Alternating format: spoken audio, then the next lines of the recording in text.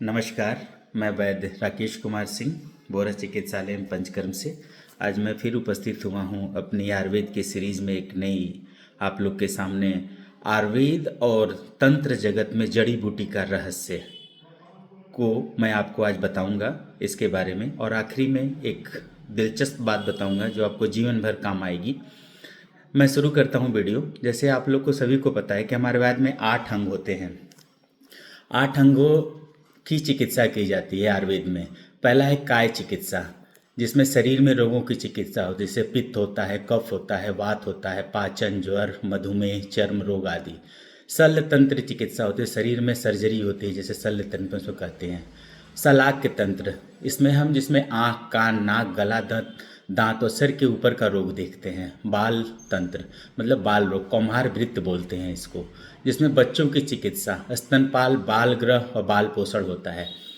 भूत विद्या जिसको कहते हैं, जिसमें मानसिक रोग, अवसाद, अनिद्रा, भय, ऊर्जा बाधा, आज के समय में साइकेस्ट्रिक एनर्जी मेडिसिन के समान।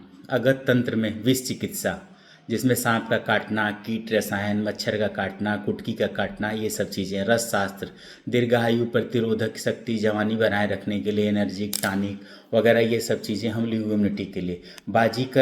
बाजीकरण इसमें करते हैं, जिसमें कि स्वस्थ दंपत्ति स्वस्थ शुक्र धातु और संतुलित के लिए वृद्धि में मात्रा हो। यह 8 अंगों में ऊर्जा करते हैं, जिसमें भूत विद्या है। इसमें हमारे तंत्र जगत भी आता है, तंत्र जगत में आता। मैं आपको आज ऐसी 5 जड़ी बूटियों के बारे में बताना जा रहा हूँ, जिसका आयुर्वेद में भी प्रयोग होता है और तंत्र में भी प्रयोग होता है। फर्क बस इतना है कि आयुर्वेद शरीर को संतुलित करता है और तंत्र ऊर्जा को शुद्ध करता है। पहला जड़ी बूटी का नाम है जायफल।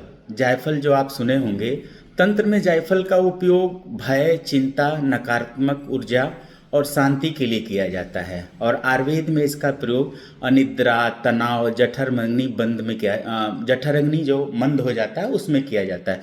दूसरा, इसमें जो चीज़ें होती हैं लोगों को बहुत अधिक मात्रा में ले लेने पे हानिकारक भी हो सकता है। इसको बुजुर्ग आप लोग देखे होंगे, बचपन में माता अपने बच्चों को घिस के पिलाती थी। बहुत सी जगह प्रयोग होते हैं।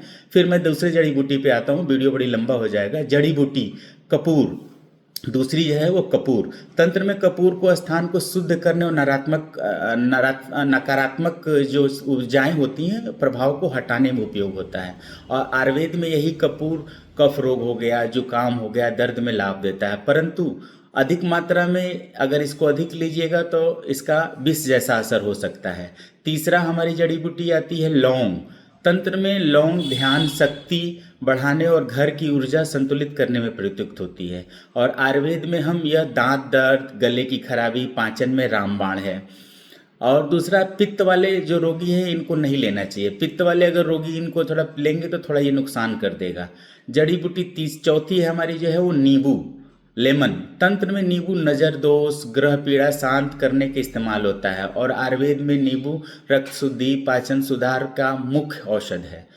पांचवी है वच। वच जो एक लकड़ी के जैसे, जिसका वच में तंत्र में वच मन को स्थिर करने और साधना को एकाग्रता बढ़ाने के लिए प्रयोग होती है। और आयुर्वेद में वच बुद्धि, वाणी, स्मरण शक्ति के लिए उपयोग मानी गई। लेकिन तंत्र जगत में भी जैसे लोग कहते हैं कि तांत्रिक बाधा हो गई, भूत प्रेत नहीं बोल रहे हैं, तो उनके जबान को काटने में भी इसका प्रयोग किया जाता है।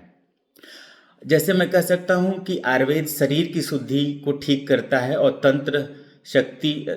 तंत्र जो है हमारे ऊर्जा को है वो शुद्ध करता है। जब दोनों एक साथ हो जाए तो जड़ी बूटी औषध बनती है और साधना भी होता है। लेकिन ध्यान रखें, किसी भी प्रयोग से उचित मार्गदर्शन अवश्य लें।